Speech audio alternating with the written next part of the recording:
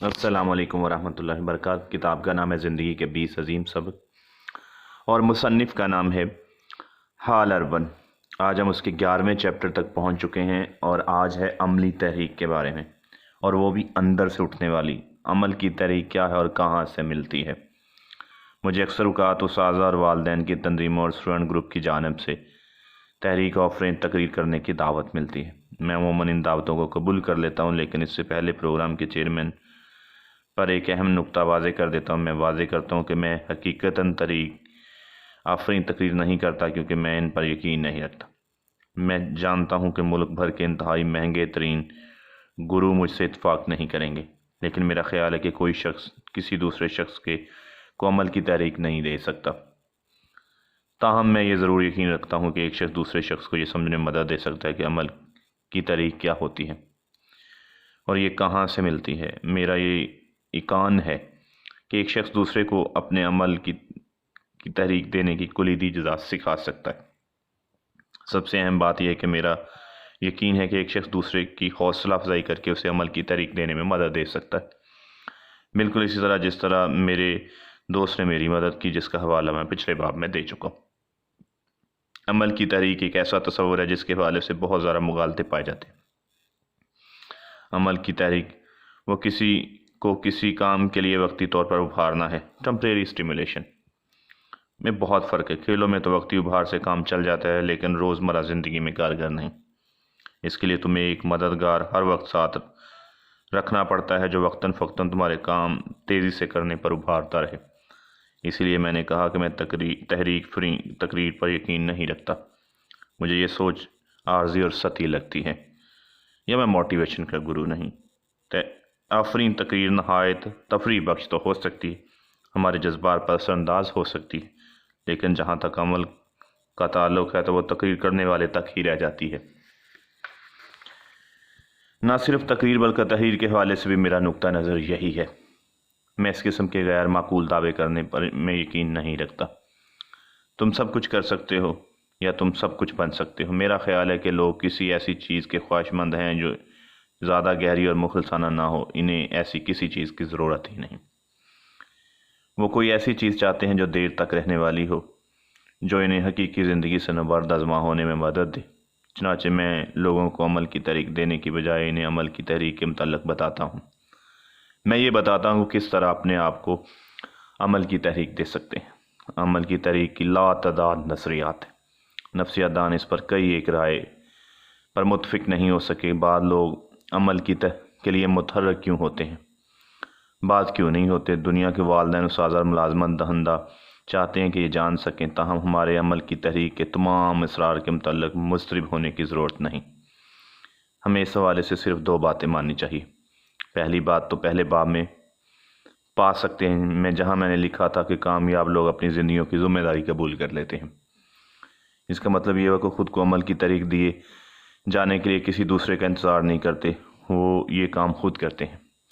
دوسری بات یہ ہے کہ عمل کی تحریک خارج سے نہیں، باہر سے نہیں ملتی، بلکہ افراد کو اپنے اندر سے ملتی ہے، داخل سے ملتی ہے۔ غور کریں تو پتہ چلتا ہے ہمارے ہر کام کا کوئی نہ کوئی اندرونی محرک ہوتا ہے، کوئی نہ کوئی سبب ہوتا ہے، ہم اسے انجام دیتے ہیں۔ ہم جو کام بھی کرتے ہیں اپنے اندر گہرائی میں اس کی ضرورت محسوس کرتے ہیں۔ بہرحال ایک ایسے معاشرے میں رہتے ہیں جو کہ ہمیں اس نظریے کے الٹ نظریے کا قائل کرنے کی کوشش کرتا ہے۔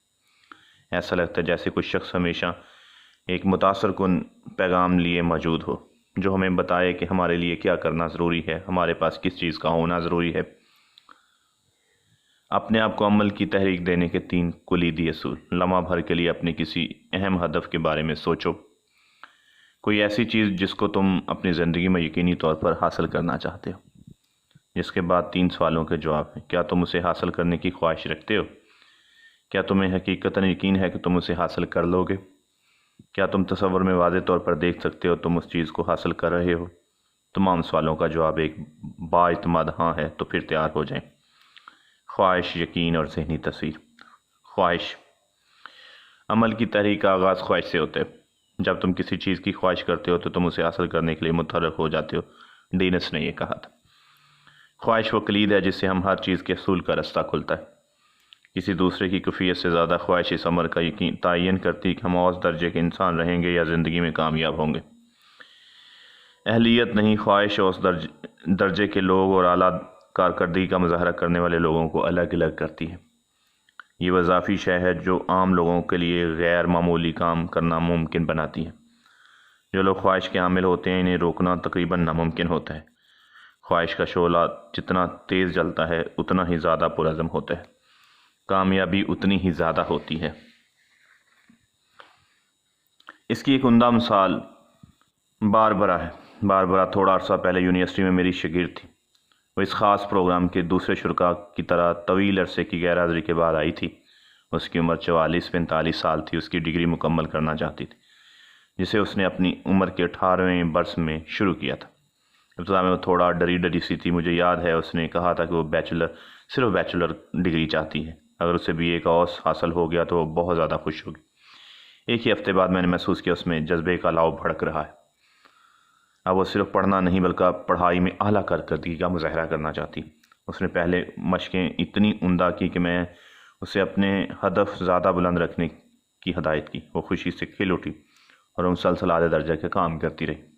مجھے یاد ہے میں نے اس کے ایک پرچے پہ لکھا تھا کہ تم حقیقتاً چل رہی ہو، تمہیں پڑھانا میرے لیے نہایت مسرت بخش عمل ہے۔ خواہش ایک سے دوسرے فرد میں منتقل ہو سکتی ہے۔ خواہش کے شعلے کو ذرا سی ہوا دی جائے تو حیران کن کام لیے جا سکتے ہیں۔ مشہور نفسیات دان ڈاکٹر جوائس برادرز کو کامیابی کا محور قرار دیتی ہے۔ وہ کہتی ہیں کہ کامل کمٹمنٹ کامیاب مردوں اور عورتوں میں پائے جانے والا مشترک وصف ہے۔ اس کی اہمیت کو کبھی گھٹا اور بڑھا نہیں سکتے۔ اس قسم کی خواہش ہمیں مضبوط کرتی ہے۔ یہ ہمیں ضرورت پڑنے پر قربانی دینے کا حوصلہ دیتی ہے۔ یہ ہمیں اپنی منزل تک پہنچنے کے لیے اضافی سفر طے کرنے پر آمادہ کرتی ہے۔ خواہش ایک داخلی طاقت اور داخلی محرک ہے جو کامیابی کا ایک اہم ترین جزو ہے۔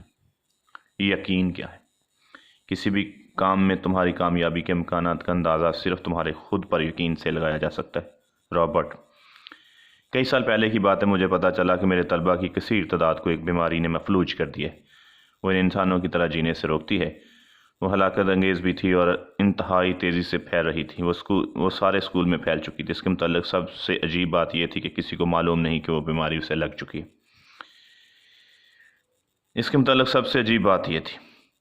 حقیقت تو یہ تھی کہ اس کا کوئی نام بھی نہیں تھا، چنانچہ میں نے اس کا نام رکھا۔ میں نے انہیں بتایا کہ EFWIC نامی بیماری پھیل طرف پھیلی۔ انہوں نے مجھے الجھی نظروں سے دیکھا۔ یک زبانوں کو بولیے کون سی بیماری؟ انہوں نے بتایا کہ EWFC کا مطلب ہے Why I can't excuse for، کام نہ کرنے کے بہانے۔ وہ زیادہ الجھی ہوئی نظروں سے مجھے دیکھنے لگے۔ میں نے ایک بڑا سا چارٹ نکالا اور دروازے کے قریب دیوار پر لٹکایا۔ پھر میں نے کہا تم آج جب بھی خود کو کوئی بہانہ تراشتے ہوئے پکڑو یہاں لکھ دو، کسی اور کو بہانہ تراشتے دیکھو تو بھی یہاں لکھ دو۔ اگلے دن جب یہاں ہو تو پچھلے دن کی باقی حصے میں تراشے ہوئے بہانے درج کرنا۔ ہم اسے بہانوں کی محافظ ماسٹر ایکسکیوز لسٹ کہیں گے۔ بہانوں کی محافظ والا پہلا چارٹ اتنی جلدی بھر گیا کہ ہمیں اگلے ہی دن ایک اور چارٹ کا بندوبست کرنا پڑا، پہلے چارٹ سے 2 فٹ لمبا۔